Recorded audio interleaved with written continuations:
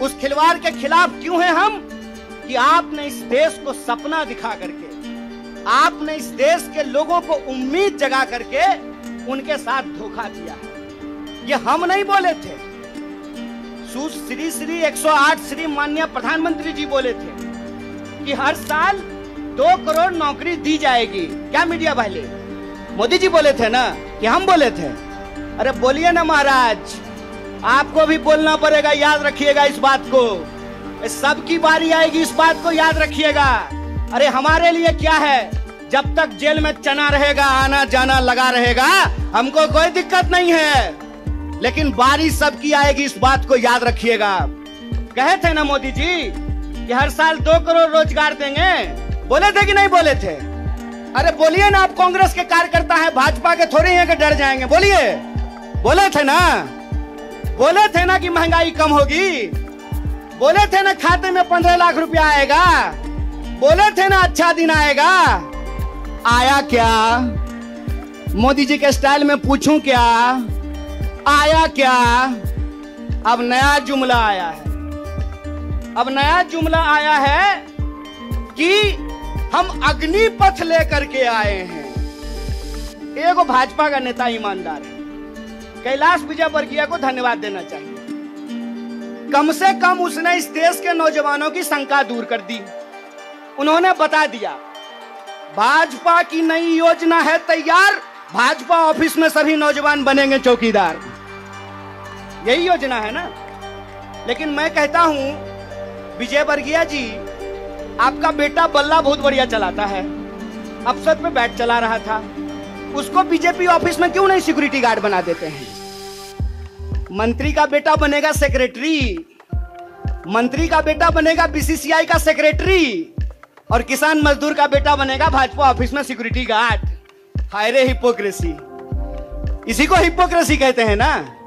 और बेईमानी किसको कहते हैं? देश की जनता को लगा कि जब मोदी जी बोल रहे हैं तो सच ही बोलेंगे। मोदी जी की हर बात को मान लिया देश के लोगों ने। मोदी जी ने कहा दीपक जलाओ तो देश ने दीपक जलाया। मोदी जी ने कहा बत्ती बुझाओ तो देश ने बत्ती बुझाया। मोदी जी ने कहा थाली बजाओ तो देश ने थाली बजाया। सब कुछ किया इस देश ने, लेकिन देश अब तक इंतजार कर रहा है कि मोदी जी जो हमको कहे थे उसमें से एक भी चीज पूरा नहीं किए हैं। और ये देश की जो परिस्थिति है, इस परिस्थिति पे मुखर होकर के हमारे नेता बोलते हैं। इस बात का हमको गर्व है कि सरकार के सामने बिना झुके कोई लड़ता है अड़ करके, तो उसका नाम राहुल गांधी है। उसको डराना चाहते हैं, उसको डराना चाहते हैं, उसको झुकाना चाहते हैं। अरे आप कहते हैं मोदी जी मैं भी चौकीदार, मोदी जी के समर्थन में लोग कहते हैं मैं भी चौकीदार। ये चौकीदार नहीं है, ये देश के ठेकेदार हैं। और ये देश के ठेकेदार कैसे हैं? क्योंकि इस देश के लोगों का, उनके भविष्य को ये ठेके पे कर देना चाहते हैं। ये जो अग्निपथ योजना है, इसकी मोटी मोटी बात आप समझ लीजिए। मैं बड़े ध्यान से सारा प्रेस कॉन्फ्रेंस सुन रहा हूं। प्रेस कॉन्फ्रेंस में सरकार जिलेबी की तरह गोल गोल कर रही है, हर चीज को सब कुछ बोल रही है, सब फायदा गिना रही है। हो सकता है कि कोई भाजपा का मंत्री ये भी आकर के कह दे कि अग्निपथ योजना में शामिल होने के बाद आपका बाल नहीं गिरेगा। जिस तरीके से उसके फायदे गिनाए जा रहे हैं, लेकिन असली बात नहीं बताया जा रहा है। एक सिंपल सवाल है, सरकार को इस बात का जवाब देश के नौजवानों को देना चाहिए। क्या सिंपल सवाल है कि जो भर्तियां हो रही थी वो भर्ती होगी कि नहीं होगी? सवाल नंबर 1 सिंपल बात है। पहले आर्मी में हर साल 75,000 कम से कम लोग बहाल होते थे। बाद में बीजेपी ने इसको घटा करके 50,000 कर दिया, और पिछले 2 साल में, अब तीसरा साल है, 50,000 लोगों को की भी भर्ती नहीं की गई। बहाना क्या दिया गया? बहाना दिया गया कि कोरोना था इसीलिए भर्ती नहीं किए। हाय मोदी जी, कोरोना था तो चुनाव लड़ लिए, बंगाल में जाकर के दीदी ओ दीदी कर लिए, सब जगह चुनाव हो गया, उत्तर प्रदेश का चुनाव हो गया, बुलडोजर बाबा आ गए, लेकिन आर्मी की भर्ती नहीं हुई। ये बेईमानी है कि नहीं है? रोजगार देने में कोरोना है और चुनाव लड़ने में कोरोना नहीं है। और अगर आप बैकलॉग को देखेंगे, 50,000 को अगर मान लें, तब भी 1.5 लाख बहाली होनी चाहिए थी। 1.5 लाख ये बहाली नहीं कर रहे हैं। 1.5 लाख बहाली ये करेंगे कि नहीं करेंगे, इसको ये नहीं बता रहे हैं। ऊपर से ये एक नया योजना लेकर के आ गए हैं। तो एक ना छोटा सा कहानी हमको याद आ रहा है। बच्चा बहुत जोर जोर से रो रहा था, कहा मम्मी दूध पिला दो, दूध पिला दो। मम्मी उसको उठा करके अलमीरा पे बिठा दी। बच्चा मम्मी को यह नहीं कहता है कि मम्मी दूध पिला दो, बच्चा चिल्ला चिल्ला करके कह रहा है कि मम्मी अलमीरा से नीचे उतार दो, नीचे उतार दो। लोग मांग रहे थे हर साल 2 करोड़ नौकरी, इन्होंने हर साल 2 करोड़ नौकरी नहीं दी, ऊपर से एक नया योजना लेकर के आ गए। पूरा का पूरा भाजपा के तंत्र को उसमें लगा दिए हैं कि आप बताइए कि अग्निपथ के क्या फायदे हैं। अरे सिंपल सी बात है, बिहार में कहावत है, नहाया हुआ शरीर और खाया हुआ शरीर नहीं छुपता है। जो चीज अच्छी होती है उसका फायदा बताने का जरूरत नहीं होता है। जो चीज में कोई खराबी होती है उसका खराबी छुपा करके, आपके घर पे कोई सामान बेचने के लिए आता होगा तो उस सामान का सब कुछ अच्छा अच्छा ही बताता होगा।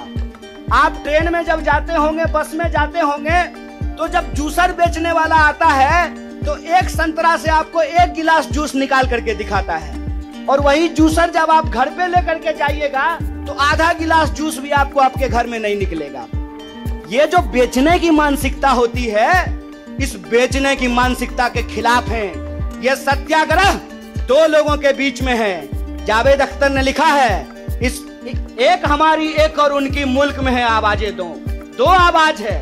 एक वो आवाज है जो इस देश को बेचना चाहता है, वो देश के सरकार में बैठे हुए हैं। एक वो आवाज है जो देश को बचाना चाहता है, वो सड़कों पे खड़ा है, वो जंतर मंतर पे बैठा हुआ है, वो सत्याग्रह कर रहा है। और ये सत्याग्रह हम इसलिए कर रहे हैं कि सरकार के झूठ को हम समझ रहे हैं। झूठ क्या है? जो देश को झूठ है कि ये लोग परमानेंट बहाली को बंद करने जा रहे हैं। परमानेंट बहालियां नहीं होगी। अगर ये परमानेंट बहाली करना चाहते हैं तो सिर्फ सेंट्रल गवर्नमेंट में 28 लाख पोस्ट खाली है। ये परमानेंट बहाली बंद करके ठेकाकरण के फायदे देश को समझा रहे हैं। जब भी देश में कोई ठेकाकरण किया जाता है तो सिर्फ उसका फायदा ही फायदा बताया जाता है।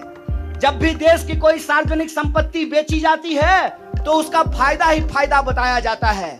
लेकिन इस बात को याद रखिएगा कि देश में अगर सारी सार्वजनिक संपत्तियों को बेच दिया गया तो देश का क्या होगा। एक बार आप इस बात पे विचार कीजिएगा कि अगर एयर इंडिया नहीं रहेगा, अगर नहीं होगा एयर इंडिया, तो क्या करेंगे ज्योतिरादित्य सिंधिया? समझना है कि नहीं समझना है? आप हमको बताइए कि सरकारी रेलवे नहीं होना चाहिए, सरकारी BSNL नहीं होना चाहिए, इनके हिसाब से सेना में नियमित नौकरी नहीं होनी चाहिए। जब सब कुछ सरकारी नहीं होना चाहिए तो सरकारी प्रधानमंत्री लेकर के ढोल बजाएंगे? फिर सरकारी प्रधानमंत्री भी क्यों होना चाहिए? सरकारी संसद भी क्यों होना चाहिए? देश का मतलब होता है देश की राष्ट्रीय संपत्ति, देश का मतलब होता है देश की राष्ट्रीय सेना, देश का मतलब होता है देश के लोगों का सम्मान।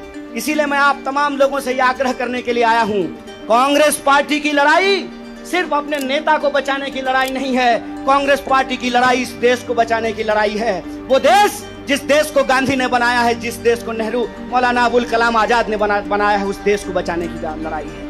कांग्रेस पार्टी को लेकर के भाजपा लगातार प्रचार करती है कि अगर कांग्रेस किसी चीज का विरोध कर रहा है तो सही होगा। तो आप बताइए, हम भाजपा का विरोध करते हैं, देश के संविधान का समर्थन करते हैं, और उस संविधान को हमने बनाया है, कांग्रेस पार्टी ने बनाया है। इसीलिए कहावत कही जाती है, जाके पैर न फटे बिवाई, वो का जाने पीड़ पड़ाई। जो पार्टी देश को आजादी दिलाई है, वही पार्टी इस देश की आजादी की रक्षा कर सकती है। इसी आशा और उम्मीद के साथ कि सत्य और अहिंसा के रास्ते पे चलेंगे, सत्याग्रह के रास्ते पे चलेंगे, झूठ को हराएंगे। झूठ पे सच भारी है, सत्याग्रह